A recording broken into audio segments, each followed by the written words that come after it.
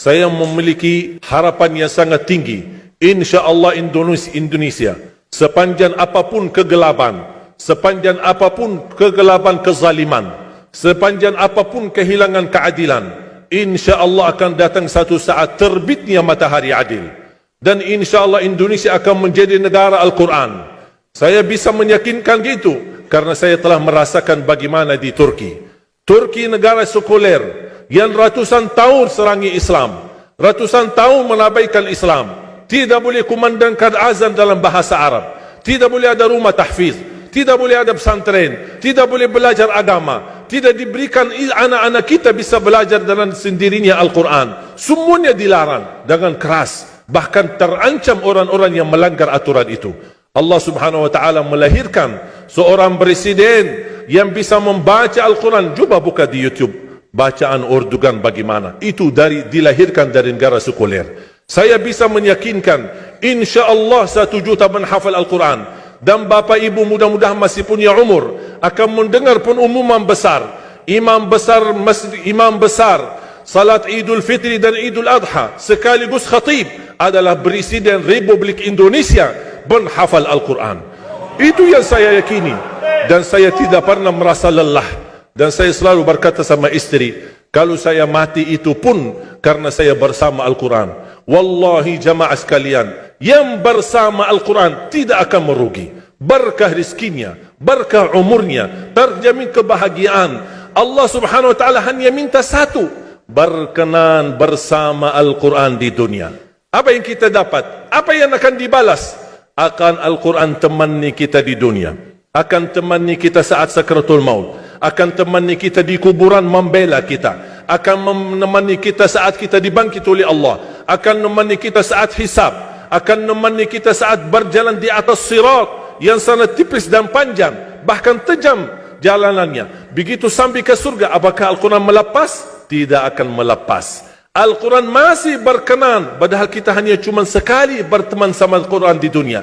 Dia begitu luar biasa panjangnya bertemanan sama kita sampai ke surga, bahkan akan temani kita masuk surga. Sebagaimana bersabda Rasulullah SAW, yuqalu liqari'il Quran, ahlul Quran di dunia yang kesibukannya baca, kesibukannya hafal, tidak membuangkan waktu sia-sia, selalu bersama Al-Quran. Allah suruh dia, bacalah dalam surgamu, naik derajatmu. Baca, naik lagi, tambah lagi baca, naik lagi. Sampai di posisi mana pun anda berhenti baca, disitulah posisimu di dalam surga. Bagaimana kata Siti Aisyah di riwayat Imam Muslim, jumlah tingkatan dalam surga Allah sesuai jumlah ayat Al-Quran. Oleh karena itu tidak ada yang lebih tinggi di dalam surga Allah daripada Ahlul Quran. Cukuplah bahagia Ahlul Quran ketika di hari kiamat dipanggil. Semua manusia dibangkitkan oleh Allah. Malaikat memberikan pengumuman, mana Ahlul Quran? Berdiri, rapat, berdekatan. Mereka maju. Mau bawa kami ke mana? Kalian terpilih menjadi orang yang terdekat sama Allah. Karena Ahlul Quran adalah keluarga Allah Subhanahu wa ta'ala. Bukan hanya kita sendiri yang mendapatkan anugerahnya dan manfaatnya. Semua keluarga kita, termasuk orang tua kita dan orang yang ada di sekitar kita. Makanya jemaah sekalian, kalau anda gagal penghafal Al-Quran, anakmu pun gagal penghafal Al-Quran, jangan sisakan walaupun saham menjadi saksi baik di hadapan Allah. Ya Allah, saya belum hafal, anakku gagal penghafal Quran, tapi insya-Allah hartaku, usahaku, pikiranku, tenagaku bisa terus memperjuangkan Al-Quran. Apa saja ya Allah, insya-Allah menjadi saksi baik. Dan nanti di hari kiamat, insya-Allah kita bersama Ahlul Quran mendapatkan syafaatnya Al-Quran di hari kiamat. Kita sangat membutuhkan ayat-ayat yang dikumandangkan ketika meninggal dunia. InsyaAllah setiap satu huruf akan disalurkan 10 kebaikan.